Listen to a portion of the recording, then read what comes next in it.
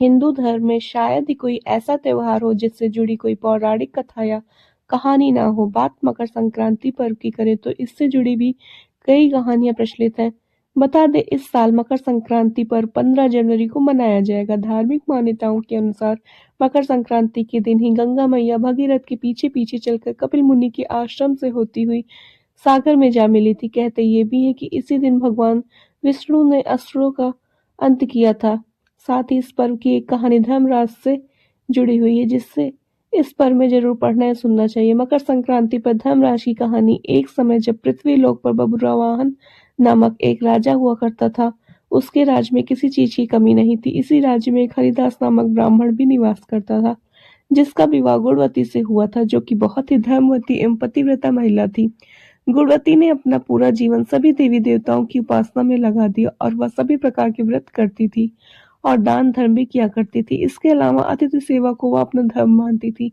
ऐसे ही ईश्वर की उपासना करते हुए वह वृद्ध हो गई। जब उसकी मृत्यु हुई तो धर्मराज के दूत उसे अपने साथ धर्मराजपुर ले गए। यमलोक में एक सुंदर सिंहासन पर यम धर्मराज विराजमान थे और उनके पास ही चित्रगुप्त भी बैठे थे। चित्रगुप्त जब धर्मराज को प्राणियों का लेखा जोखा सुना रहे थे, तभी यमदूत गुणवती को लेकर पहुंचे। गुणवती यमराज को देखकर थोड़ी भयभीत हुई और मुंह नीचे करके खड़ी हो गई। फिर चित्रगुप्त ने गुणवती का ब्यौरा निकाला और उसके बारे में धर्मराज को बताया। धर्मराज ने गुणवती का पूरा ब्यौरा देखा और वे प्रसन्न हुए, लेकिन फिर भी उनके मुख पर थोड़ी सी उदासी भी छाई हुई थी। यह देखकर गुणवती ने पूछा, हे प्रभु, मैंने तो अपने जीवन काल में सारे सत्कर्म ही किए, फिर भी आपके मुख पर उदासी छाई है।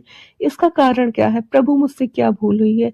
धर्मराज ने कहा, हे देवी, तुमने सभी देवी देवताओं के व्रत किए हैं, उपासना की है, लेकिन कभी भी तुमने मेरे नाम से कुछ पूजा या पाठ या दान नहीं किया।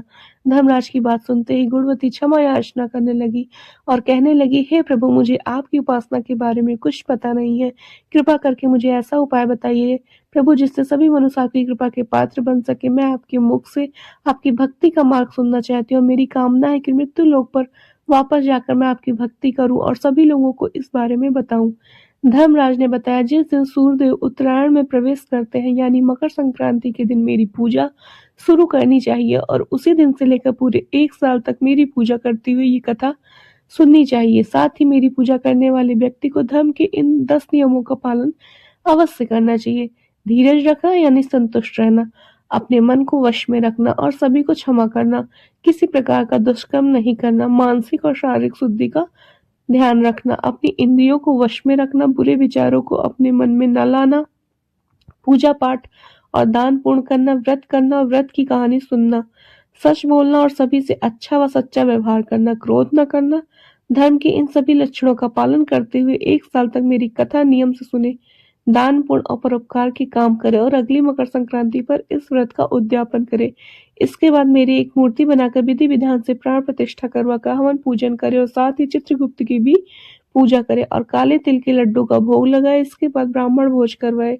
वह बांस की टोकरी में 5 सेर अनाज का दान करे। साथ ही किसी जरूरतमंद को गद्दा, तकिया, कंबल, छप्पन, लोटा व वस्त्र आदि का दान करे। संभव हो तो गौदान करे। धर्मराज से व्रत की पूरी कथा सुनकर गुणवती ने पुनः धर्मराज से प्रार्थना की कि हे प्रभु, मुझे फिर से मृत्युलोक में जाने दीजिए, जिससे मैं आपका व्रत कर सकूं, साथ ही इस व्रत का प्रचार भी लोगों में कर सकूं। इस पर यमराज ने गुणवती को धरती लोक पर जाने से फिर दिया।